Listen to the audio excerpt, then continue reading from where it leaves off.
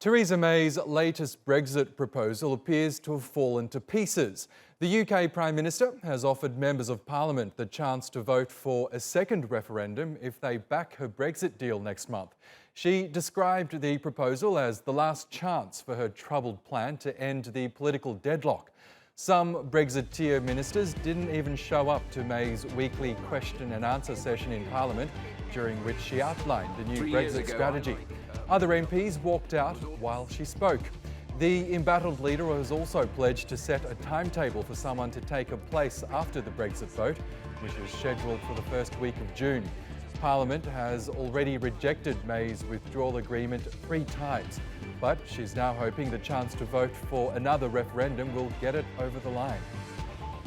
So to those MPs who want a second referendum to confirm the deal, I say you need a deal and therefore a withdrawal agreement bill to make it happen.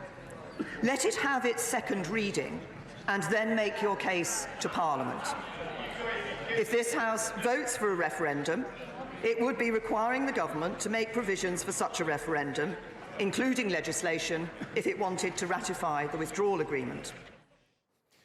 Well, let's get more on the Brexit battle now from Rajneesh Narula in the UK. He's a Professor of International Business Regulation at the University of Reading's Henley Business School. Welcome back to Money Talks, Rajneesh. It seems extraordinary that Theresa May is canvassing the option of another Brexit referendum, given that so many of her colleagues are dead set opposed to a second vote. Is this a sign of the Prime Minister's desperation, do you think? Yes, I think so. She's a very stubborn person, and she's convinced that occupying the middle ground will eventually make her pass through. But Parliament is divided. It's polarized. You have the people who really want no deal, and those who really want to stay in the EU. And by trying to be in the middle, she pleases neither group. No, and obviously, aside from this prospect of a second referendum, what exactly is new about what she's proposing? Well, actually, it's window dressing, and I think this is what all the commentators have been saying. The second referendum thing is sort of half there. She's again bringing up the imaginary technical solution to the backstop.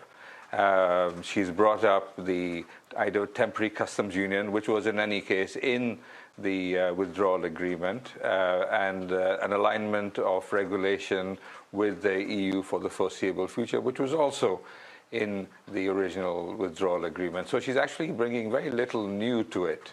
It's more promises and little in the form of anything actually new.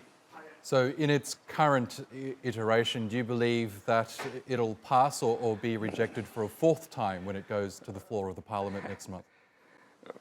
Well, I think it's safe to say that it's going to be rejected. She's a lame duck Prime Minister.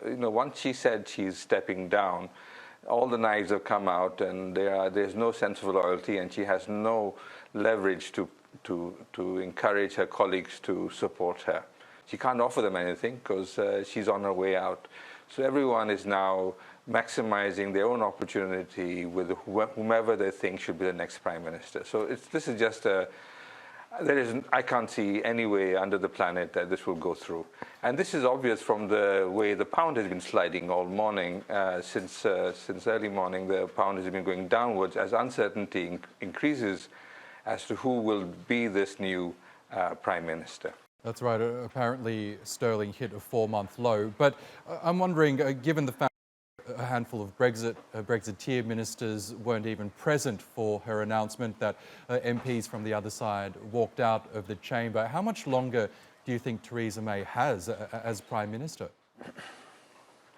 Well, the rumours are floating around. I heard something about the 1922 committee, which is the Conservative Party internal leadership, talking about giving her till end of June or early July.